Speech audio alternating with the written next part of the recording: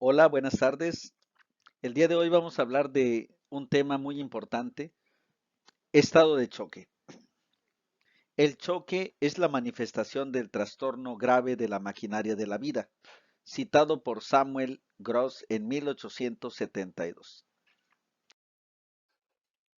El estado de choque se puede definir de varias formas. Es una anormalidad del sistema circulatorio que resulta en perfusión inadecuada de órganos y oxigenación de tejidos, de acuerdo al ATLS 2018. Tratado de Cirugía General del 2017 menciona que es el síndrome clínico que resulta del aporte insuficiente de oxígeno y la inadecuada remoción de los productos de desecho. El libro de Schwartz, 2010, menciona que es la incapacidad para cubrir las necesidades metabólicas de la célula y las consecuencias de esto. La evolución del conocimiento del estado de choque y los procesos patológicos tuvieron avances en el siglo XX, desde la Primera y Segunda Guerra Mundial. Por lo general, las manifestaciones clínicas de estas respuestas fisiológicas son las que llevan al diagnóstico. La estrategia general para el tratamiento ha sido empírica, asegurar vía respiratoria, ventilación adecuada y la restauración del volumen vascular, además de la perfusión de los tejidos. Antecedentes históricos. En 1827, el cirujano inglés George Guthrie empleó por primera vez la palabra choque para hacer referencia a la respuesta fisiológica que sucedía con lesiones sistémicas. Max Harry Weil contribuyó a la definición de este estado y lo describió como una insuficiencia circulatoria aguda, una situación en la cual el aparato circulatorio falla en proveer a las células suficiente oxígeno para funcionar de manera óptima y la cual producir alteraciones en su metabolismo. Claude Bernard sugirió que el organismo intenta mantener la constancia del ambiente interno contra las fuerzas externas que alteran el medio interior. Las observaciones de Walter Cannon durante la Primera Guerra Mundial lo llevaron a proponer que el inicio del estado de choque era consecutivo a una alteración del sistema nervioso que tenía como resultado vasodilatación e hipotensión, e introdujo el término de homeostasis. Señaló que el choque secundario, con su consiguiente escape por permeabilidad capilar, se debía a un factor tóxico que liberan los tejidos. Albert, Alfred Blalock comprobó que el estado de choque en hemorragia se acompañaba de un gasto cardíaco reducido por una pérdida de volumen y no por un factor tóxico. En 1934, Blalock propuso 4 categorías para el estado de choque, las cuales son las siguientes: el choque neurógeno, cardiógeno, hipovolémico y basógeno, dentro de los cuales el hipovolémico es el tipo más común, es la consecuencia de pérdida de volumen sanguíneo, plasma, líquido, intersticial o combinación de estos. Tenemos al basógeno, que es la atenuación de la resistencia dentro de los vasos de la capacitancia, observado principalmente en la septicemia.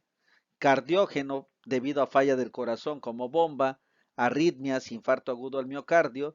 Y el neurógeno, la lesión de la médula espinal y por anestesia raquídea. A mediados y finales del siglo XX, en 1947, Wiggers desarrolló un modelo irreversible y sostenible de choque hemorrágico basado en la captación de sangre eliminada en un receptáculo para conservar un nivel ajustado de hipotensión. Tom Shire contribuyó a la compresión de choque hemorrágico y que ocurría un déficit notable de líquido extracelular mayor del que podría atribuirse tan solo a relleno vascular. El fenómeno de redistribución de líquido después de un traumatismo implica la pérdida sanguínea, se denominó formación de tercer espacio. Los principios centrales del tratamiento inicial incluyen asegurar el control definitivo de las vías respiratorias, control de la hemorragia, reanimar con suministros de eritrocitos y soluciones cristaloides. La hipoperfusión no identificada o corregida de modo inadecuado aumenta la morbimortalidad. En la práctica clínica reciente se describen 6 tipos de choque: hipovolémico, septicémico, neurógeno, cardiógeno, obstructivo y traumático. De estos, vamos a explicar los distributivos. Son séptico, endocrinológico, anafiláctico, neurogénico y farmacológico. Bien, en el séptico es la respuesta inflamatoria sistémica tras una infección bacteriana. El endocrinológico es debido a insuficiencia cortico-suprarrenal aguda, principalmente en la enfermedad de Addison. En el anafiláctico por reacción inmunológica grave generalizada. El neurogénico por una alteración del sistema nervioso central, por lesión medular o por bloqueo farmacológico. Y el farmacológica por causas médicas, tratamientos de medicamentos o productos tóxicos. El obstructivo es la consecuencia de un fallo miocárdico extrínseco. Existe una obstrucción aguda del flujo en la circulación. Las causas frecuentes son tromboembolismo pulmonar, taponamiento cardíaco y neumotórax a tensión. El cardiogénico es debido a la existencia de un fallo miocárdico intrínseco. Existe un descenso en el aporte sistémico de oxígeno por un deterioro agudo o crónico de la función cardíaca. Las causas frecuentes: infarto agudo al miocardio, que es la causa más frecuente del choque cardiogénico, miocarditis, insuficiencia valvular aguda y arritmias. Tenemos el choque hipovolémico, el cual se subdivide en hemorrágico y no hemorrágico. La disminución del contenido vascular, ya sea por pérdidas o por acumulación de líquido en un tercer espacio. Las causas frecuentes: hemorragia, vómito, diarrea, quemaduras, fístulas de alto grado, que van a conducir a la pérdida de líquidos. El shock disociativo es debido a trastornos que inhiben la utilización de oxígeno por hipoxia tisular, citopática, intoxicación por cianuro, uso de nitroprusiato sódico y sepsis. Bien, hablando de la fisiopatología es secundario a algunos componentes como son la frecuencia cardíaca, la contracción muscular, lo que se le conoce como inotropismo y el cronotropismo, es decir, la fuerza y los latidos por minuto, así como la resistencia vascular periférica. Bien, la ley de Frank Starling dice que la longitud de la fibra muscular está relacionada con las propiedades contráctiles del músculo miocárdico. La fuerza de contracción ventricular es directamente proporcional a la longitud muscular inicial de las fibras cardíacas, que es la precarga. Esta razón explica que al decrecer la precarga también lo hace el desempeño cardíaco. La poscarga está determinada por el tono de los esfínteres precapilares de los lechos arteriales periféricos.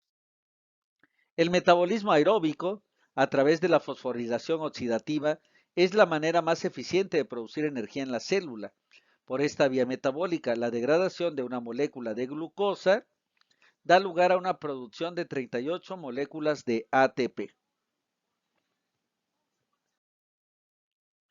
De acuerdo al metabolismo celular, al haber hipoperfusión, va a haber disminución del oxígeno. Al haber esto, se va a utilizar la energía a través de la glucosa y la vía anaeróbica de producción de energía para convertir piruvato a lactato, que permite la regeneración de el NAT necesario para la obtención de energía en forma de ATP en la glucólisis. El piruvato se va a transformar a lactato. Esto, al haber incremento del lactato, va a haber acidosis metabólica, muerte celular y pues esto nos va a llevar a la muerte del paciente por el estado de choque. Esto se convierte en un ciclo vicioso del choque sin importar la etiología. La hiperfusión ística, el choque produce en un ciclo que se autoalimenta, que se exacerba la lesión celular y la disfunción de los tejidos. Este es el modelo de choque hemorrágico en la rata ha pasado por fases de compensación, descompensación e irreversible. Bien, la respuesta se da de acuerdo a la respuesta cardiovascular macrocirculatoria y la microcirculatoria, la cual va a generar precisamente la macrocirculación que va del corazón a las arterias y venas, y la microcirculatoria, esta va a ser cuando los lechos capilares van a hacer el intercambio en las arteriolas. Ahí es en donde se lleva a cabo precisamente esto. Así que cuando hay incremento de la resistencia vascular, pues se afecta las presiones arteriales y como consecuencia, eso es, digamos que parte de lo normal, ¿no? Cuando hay obstrucción o taponamiento arterial, va a condicionar una enfermedad que se llama hipertensión. Pero en el caso del choque hipovolémico es importante saber la fisiopatología para ver qué es lo que pasa al perder el tono vascular, al bloqueo del sistema simpático y cuando hay toxinas que van también a producir efectos en, en los vasos sanguíneos. Por eso se le conoce como choque distributivo o vasógeno en la sepsis y así sucesivamente. Existen las señales eferentes, la estimulación simpática directa a la circulación periférica a través de la actividad de receptores adrenérgicos alfa 1 en arteriolas ocasiona vasoconstricción e incremento compensador de la resistencia vascular y la presión arterial sistémica. La vasoconstricción no es uniforme, hay una perfusión selectiva con derivación de sangre de los lechos orgánicos menos esenciales como el intestino, riñones y piel. En cambio, el cerebro y el corazón tienen mecanismos autorreguladores que van a preservar su flujo sanguíneo. El incremento de los impulsos simpáticos da lugar a la liberación de la catecolaminas. Respuesta neuroendocrina y de órganos específicos a la hemorragia. La regulación del sistema nervioso del corazón, pues se explica en esto el control de la presión a través del reflejo varoreceptor. Identifica la pérdida sanguínea en el bulbo raquídeo, los varoreceptores carotídeos y aórticos, y esto va a hacer que haya un incremento de la frecuencia cardíaca, va a haber una vasoconstricción para disminuir la pérdida sanguínea y como consecuencia hipotensión. Estas son las respuestas hipodinámicas a los distintos tipos de choque. Tenemos el choque hipovolémico, séptico, cardiogénico y neurogénico. Y aquí se ve lo del índice cardíaco. En el hipovolémico pues es bajo, en el séptico se incrementa, en el cardiogénico disminuye y en el neurogénico se encuentra elevado. ¿Sí? En lo que se refiere a la resistencia vascular sistémica, en el hipovolémico aquí se aumenta, la capacitancia venosa disminuye, la presión venosa central sobre la presión capilar pulmonar de enclavamiento disminuye y la saturación venosa mixta de oxígeno va a disminuir.